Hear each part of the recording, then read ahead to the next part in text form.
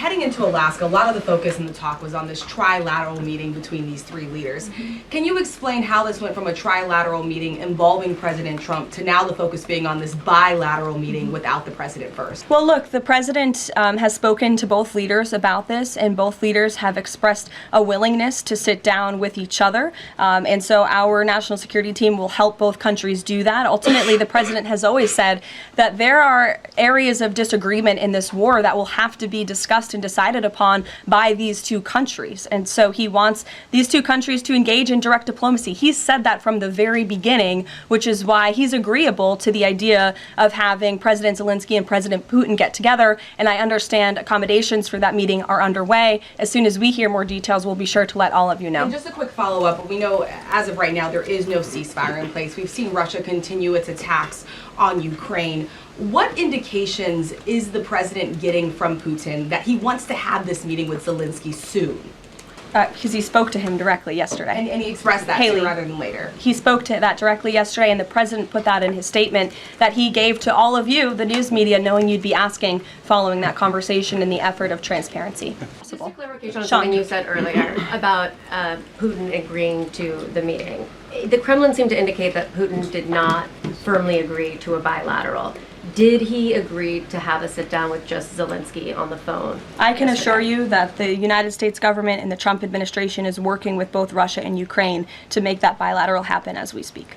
I understand that the White House is working and allies are working to make this meeting happen, but did Putin promise to do a meeting with Zelensky, a direct meeting, in the coming weeks? He has, and I just answered that question for you. Franco. We've heard phrases like coalition of the willing. We've also heard Article 5-like guarantees.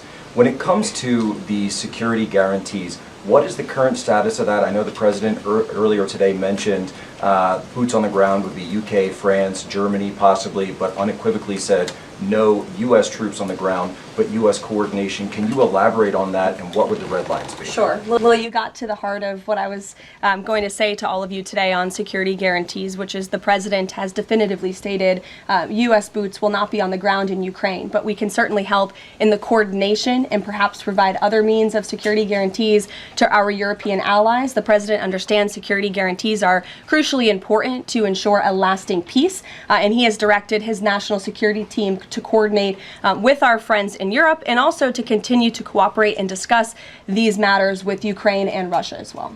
Karoline, now have the Russians responded at all? I know we spoke with President Putin last night. What has been their response? Because we've heard some reports from the Kremlin and others saying they're unequivocally against NATO troops on the ground. Well, look, the president continues to have these conversations with both leaders. Those conversations took place in Anchorage, Alaska, again yesterday with the Europeans and President Zelensky, and he has directed his team to come up with a framework for these security guarantees that can be acceptable to help ensure a lasting peace and end this war. I know the president said on Fox News this morning that he's partially seeking peace in order to get to heaven. Was he joking, or is there spiritual motivation behind his peace deals here? I think the president was serious. I think the president wants to get to heaven, as I hope we all do in this room as well. Annie. Thanks, Caroline. I'm just shifting gears.